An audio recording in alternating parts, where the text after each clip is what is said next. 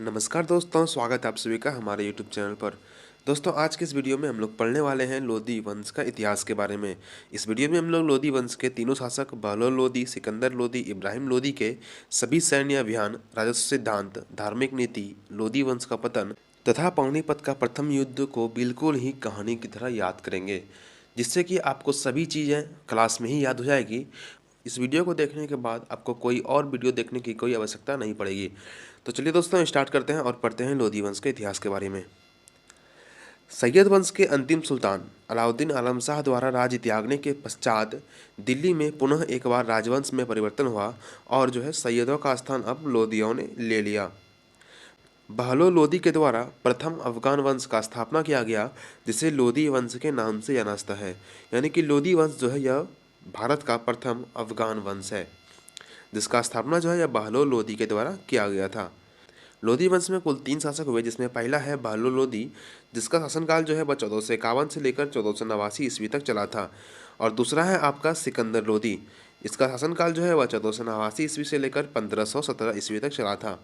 और तीसरा है इब्राहिम लोदी, इसका शासनकाल वह 1517 से लेकर 1526 ईस्वी तक चला था। ये कुल 3 शासक हुए जिसने लोदी वंश पर शासन किया है। सबसे पहले हम लोग पढ़ेंगे बहलोल लोदी के बारे में। बहलोल का बचपन का नाम बल्लू था एवं उसके पिता का नाम मलिक काला था। मलिक काला वह दरौला का प्रशासक हुआ करता था। 1451 ईस्वी में जब सैयद वंश के अंतिम सुल्तान अलाउद्दीन आलम शाह ने दिल्ली के तख्तों को छोड़ा, तो उस समय बहलोल लोदी और लाहौर एवं सरहिंद का सूबेदार हुआ करता था। जब बहलोल लोदी को इस बात का पता चला कि अलाउद्दीन आलम शाह दिल्ली के तख्तों को छोड़ दिया है, तो वह अपने वजीर हमीद खान की मदद से दिल्ली के सिंहासन पर कब्जा कर लिया। और दिल्ली के सिंहासन पर कब्जा करने के पश्चात 19 अप्रैल 1451 ईस्वी को बहलोल ने बहलोल शाह गाजी की उपाधि धारण करके दिल्ली के सिंहासन पर बैठा और इसने वह लोदी वंश का स्थापना किया। और बहलोल लोदी का शासनकाल वह 1451 से लेकर 1489 ईस्वी तक चला था। दिल्ली सल्तनत में सबसे अधिक समय तक शासन करने वाला शासक वह बहलोल लोदी है।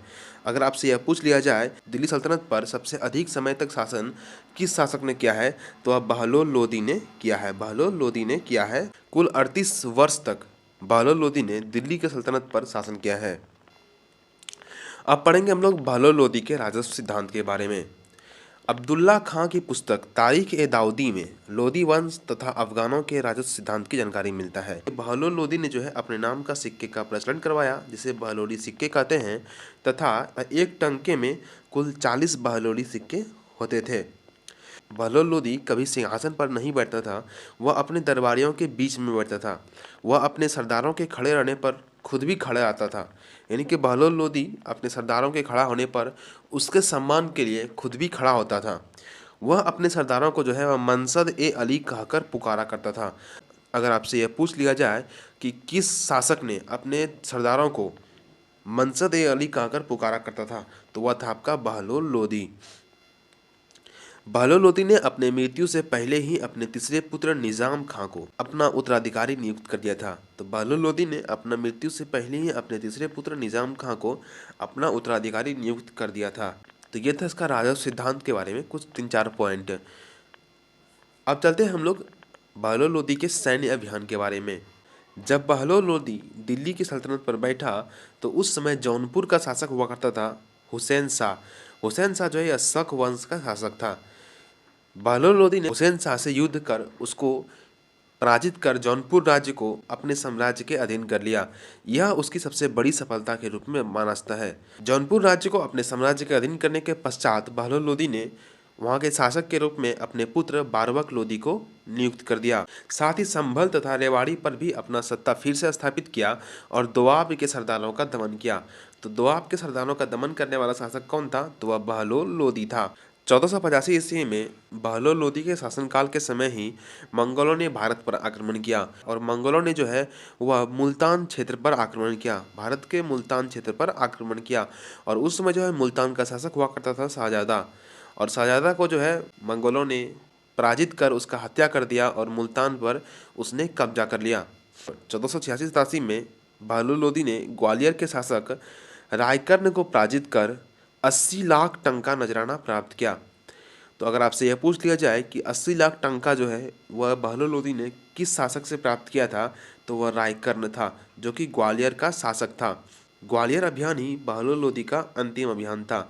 ऐसा कहा जाता है कि जुलाई 1489 ईस्वी में जब बहलोल लोदी ग्वालियर से दिल्ली वापस लौट रहा था, तो रास्ते में बीमार होने के कारण उसकी मृत्यु हो गई।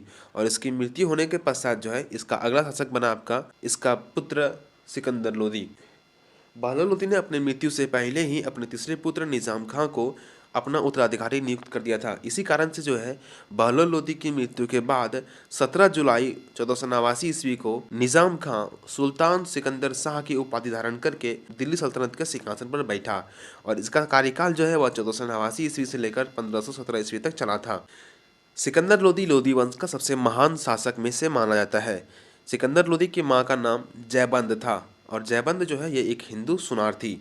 सिकंदर ने तांबे के टंके चलवाए तथा कृषि को विकसित करने के लिए महसूल, जिसे बिक्री कर कहते हैं, इसको वापस ले लिया।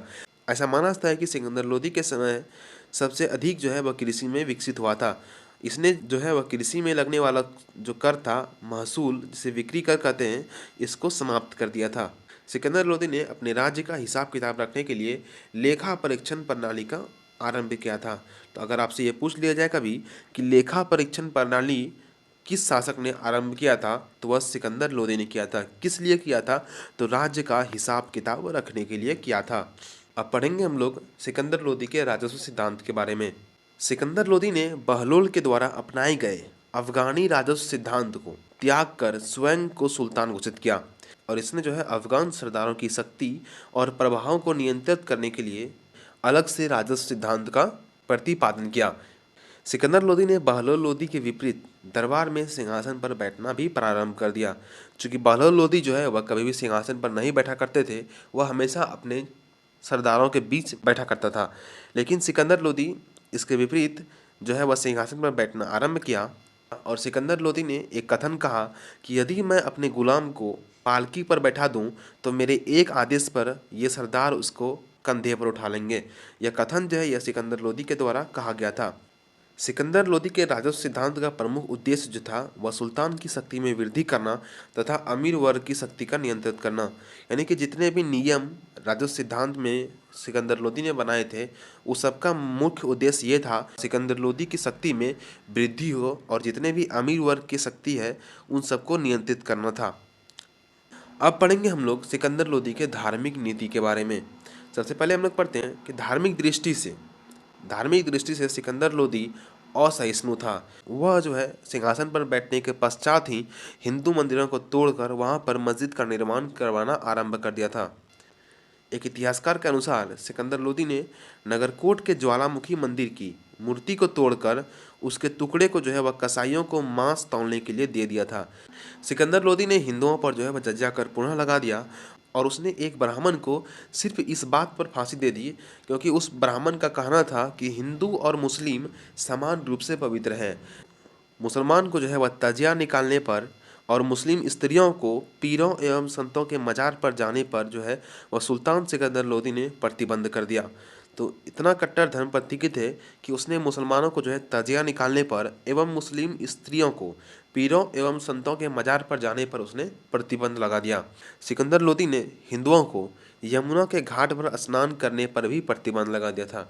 तो कभी कोई क्वेश्चन में पूछ लिया जाता है कि यमुना के घाट पर स्नान करने पर प्रतिबंध किस शासक ने लगाया था, तो वह था आपका सिकंदर लोदी। अब पढ़ेंगे हम लोग सिकंदर लोदी का सैन्य अभियान के बारे में। सिंहासन पर बैठने के पश्चात सिकंदर लोदी ने सर्वप्रथम अपने विरोधियों में से आलम खान, ईसा खान, आजम हिमायू तथा जलारा के सरदार ततार खान को पराजित किया। जैसे ही सिकंदर लोदी अपने सिंहासन पर बैठा, इसने जो है अपने जितने भी इसके विरोधी थे उन सबको इसने पराजित कर दिया। सिकंदर लोदी के समय भी जौनपुर का शासक बारबक शाह ही था। जब जौनपुर के पूर्ववर्ती विस्थापित शक शासक हुसैन शाह के समर्थकों ने विद्रोह कर दिया बारबक शाह के खिलाफ, तो उसे दबाने में विफल रहा बारबक शाह। अंततः जो है 1492 ईस्वी में सिकंदर लोदी ने बारबक शाह को जौनपुर के सत्ता से हटाकर जौनपुर को दिल्ली सल्तनत में मिला लिया। अब जौनपुर पर भी नियंत्रण जो है वह सिकंदर लोदी ही रखने लगा। जब बहलोल लोदी ने हुसैन शाह को जौनपुर की सत्ता से हटाया था, तो हुसैन शाह जाके बिहार पर जो है अपना शासन स्थापित कर दिया था। इसी कारण से जो है 1494 ईस्वी में बनारस के समीप एक युद्ध हुआ सिकंदर लोदी और हुसैन शाह के बीच में, जिसमें जो है सिकंदर लोदी ने हुसैन शाह को पराजित किया और बिहार को भी दिल्ली सल्तनत में मिला लिया। इसी अभियान में सिकंदर लोदी ने बंगाल से लेकर बिहार तक का क्षेत्र जो है वह विजित कर लिया। इसके बाद सिकंदर लोदी ने तिरहुत के शासक को अपने अधीन कर लिया तथा राजपूत राज्यों में से धौलपुर, मंदरेल, उतागरी, नरवर एवं नागौर को जीता, परंतु जो है सिकंदर लोदी ने कभी भी ग्वालियर पर अधिकार नहीं कर पाया। अगर आपसे यह पूछ लिया जाए कि सिकंदर लोदी ने किस राजपूत राज्य पर अधिकार नहीं कर पाया था, तो वह आपका ग्वालियर है। सिकंदर लोदी ने कभी भी ग्वालियर पर अधिकार नहीं कर पाया था।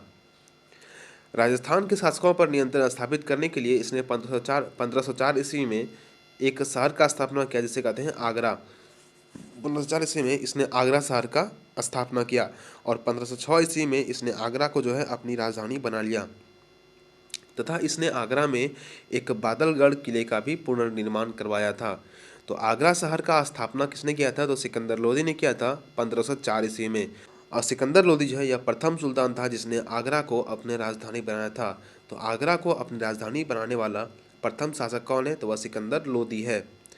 21 नवंबर 1517 ईस्वी को सिकंदर लोदी की मृत्यु गले की बीमारी होने के कारण हो गई थी।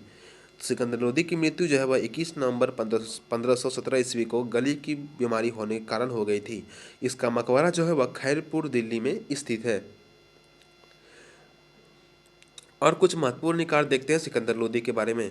सिकंदर लोदी ने जो है भूमि मापन के लिए एक नई इकाई चलवाई थी, जिसे कहा जाता है सिकंदरी गज। और एक सिकंदरी गज में कुल 30 इंच होता था। कहीं कहीं पर जो है वह 33 इंच भी दिया हुआ है, तो आपको याद रखना है 30 या 33।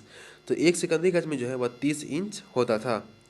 सिकंदर लोदी ने खाद्यान्न पर से जकात कर को हटा लिया था तथा एकमात्र सुल्तान हुआ जिसने खुम्स में कोई हिस्सा नहीं लिया। सिकंदर लोदी ने जो है वह खाद्यान्न पर से जकात कर हटा लिया था और खुम्स में से कोई हिस्सा नहीं लिया था। दिल्ली सल्तनत में सिकंदर की गुप्तचर व्यवस्था सबसे अच्छी थी। इसकी गुप्तचर को भूत प्रेत कहा जाता था। सिकंदर लोदी की सबसे अच्छी व्यवस्था के रूप में गुप्तचर व्यवस्था को माना जाता है। इसके गुप्तचर को जो है वह भूत प्रेत कहा जाता था। सिकंदर ने एक संस्कृत की आयुर्वेद ग्रंथ को फारसी में अनुवाद कराया, जिसका नाम जो है वह फरहंगे सिकंदरी या तिब्बे सिकंदरी रखा। सिकंदर लोदी एक कवि था और उसने जो है गुलरुखी के नाम से कविताएं लिखा करता था। तो सिकंदर लोदी ने वह किस नाम से कविता लिखा करता था? तो गुलरुखी के नाम से कविताएं लिखा करता था। सिकंदर लोदी गुजरात के मोहम्मद बेगड़ा तथा मेवाड़ के शासक राणा सांगा का समकालीन था। सिकंदर लोदी ने अपनी सुंदरता को बनाए रखने के लिए जो है दाढ़ी नहीं रखता था। मौट के मस्जिद का निर्माण भी सिकंदर लोदी ने करवाया था। स्थापत्य कला की दृष्टि से लोदी वंश के शासनकाल को मकबरों का युग कहा जाता है। तो लोदी वंश का जितने भी शासनकाल है उसको जो है मकबरों का युग कहा जाता है। इनेबल पद्धति की शुरुआत भी लोदी वंश के शासनकाल में ही हुआ है। यह था आपका सिकंदर लोदी का इतिहास। अब हम लोग पढ़ेंगे इब्राहिम लोदी के इतिहास के बारे में। इब्राहिम लोदी का शासनकाल जो है वह 1517 ईस्वी से लेकर 1526 ईस्वी तक चला था। सिकंदर लोदी की मृत्यु के पश्चात अमीर वर्गों ने आपसी सहमत से उसके पुत्र इब्राहिम लोदी को 21 नवंबर 1517 ईस्वी को आगरा के सिंहासन पर बैठाया और यह लोदी वंश का अंतिम शासक बना। अब देखते हैं हम लोग इब्राहिम लोदी के सैन्य अभियान के बारे में। इब्राहिम लोदी जो है अपने शासनकाल में कुल 3 अभियान किए थे, जिसमें पहला है आपका ग्वालियर अभियान। ग्वालियर अभियान जो है इसने 1518 ईस्वी में किया था और किसके विरुद्ध किया था? तो विक्रमजीत, जिसे विक्रम आदित्य भी कहते हैं, इसके खिलाफ किया था। दूसरा अभियान इसने मेवाड़ के खिलाफ किया था 1517-18 में और यह जो है वह राणा सांगा के खिलाफ किया था। और तीसरा था आपका पानीपत का प्रथम युद्ध, जो कि 1526 ईस्वी में हुआ था। किसके खिलाफ? तो बाबर के खिलाफ। यह कुल 3 सैन्य अभियान था इब्राहिम लोदी के बारे में। इब्राहिम लोदी सिंहासन पर बैठने के पश्चात आजम हुमायूं शेरवानी को ग्वालियर पर आक्रमण करने के लिए भेजा और उसने जो है वह वहाँ के तत्कालीन शासक विक्रमजीत सिंह को इब्राहिम लोदी की अधीनता स्वीकार करने के लिए मना लिया और इसके बाद जो है विक्रमजीत सिंह ने इब्राहिम लोदी की अधीनता को स्वीकार कर लिया। राणा सांगा एवं इब्राहिम लोदी के बीच में युद्ध का मुख्य कारण था आपका मालवा पर अधिकार को लेकर। अब पढ़ेंगे हम लोग सरदारों का दमन एवं बाबर का आगमन। यानी कि सरदारों का दमन किस प्रकार हुआ और उससे उसी कारण से बाबर का आगमन किस प्रकार हुआ। इब्राहिम लोदी ने अपने शासनकाल के दौरान जितने भी शक्तिशाली सरदार थे जो कि राज्य के अधिकारी वर्ग के थे, उसके बाद 1517 ईस्वी में मेवाड़ के शासक राणा सांगा और इब्राहिम लोदी के बीच में एक युद्ध हुआ जिसे कहते हैं खातौली का युद्ध। खातौली का युद्ध जो है वो राणा सांगा और इब्राहिम लोदी के बीच में 1517 ईस्वी में हुआ था, जिसमें जो है इब्राहिम लोदी को हार का सामना करना पड़ा था।